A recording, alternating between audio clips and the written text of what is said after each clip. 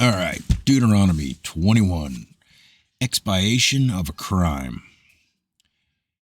If a slain person is found lying in the open country, in the land which the Lord your God gives you to possess, and it is not known who has struck him, then your elders and your judges shall go out and measure the distance to the cities which are around the slain one. It shall be that the city which is nearest to the slain man, that is, the elders of that city, shall take a heifer of the herd which has not been worked and which has not pulled in a yoke. And the elders of that city shall bring the heifer down to the valley with running water, which has not been plowed or sown, and shall break the heifer's neck there in the valley. Then the priests, the son of Levi, shall come near, for the Lord your God has chosen them to serve him, and to bless in the name of the Lord. And every dispute and every assault shall be settled by them. All the elders of that city, which is nearest to the slain man, shall wash their hands over the heifer whose neck was broken in the valley. And they shall answer and say, Our hands did not shed his blood, nor did our eyes see it. Forgive your people, Israel, whom you have redeemed, O Lord, and do not place the guilt of innocent blood in the midst of your people Israel. And the blood guiltiness shall be forgiven them. So you shall remove the guilt of innocent blood from your midst when you do what is right in the eyes of the Lord. Deuteronomy 21:10. Domestic relations. When you go out to battle against your enemies, and the Lord your God delivers them into your hands, and you take them away captive, and see among the captives a beautiful woman, and have a desire for her, and would take her as a wife for yourself, then you shall bring her home to your house, and she shall shave her head and trim her nails. She shall also remove the clothes of her captivity, and shall remain in your house, and mourn her father and mother a full month.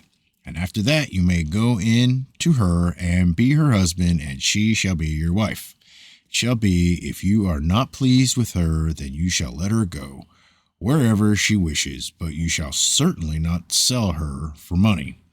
You shall not mistreat her, because you have humbled her.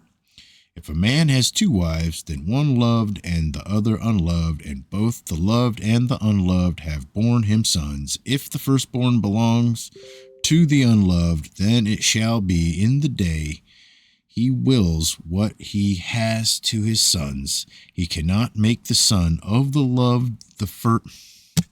Let me reread. It's a long sentence. Sorry.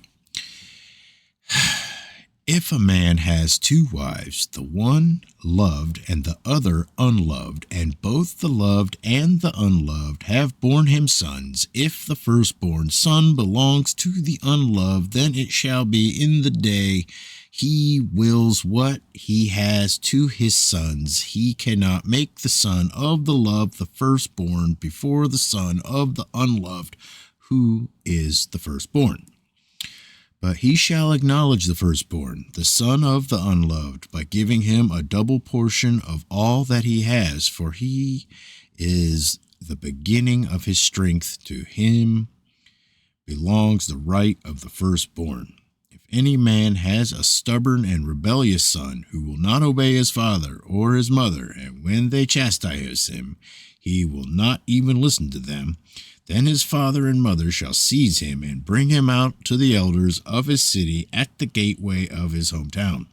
They shall say to the elders of his city, This son of ours is stubborn and rebellious. He will not obey us. He is a glutton and a drunkard.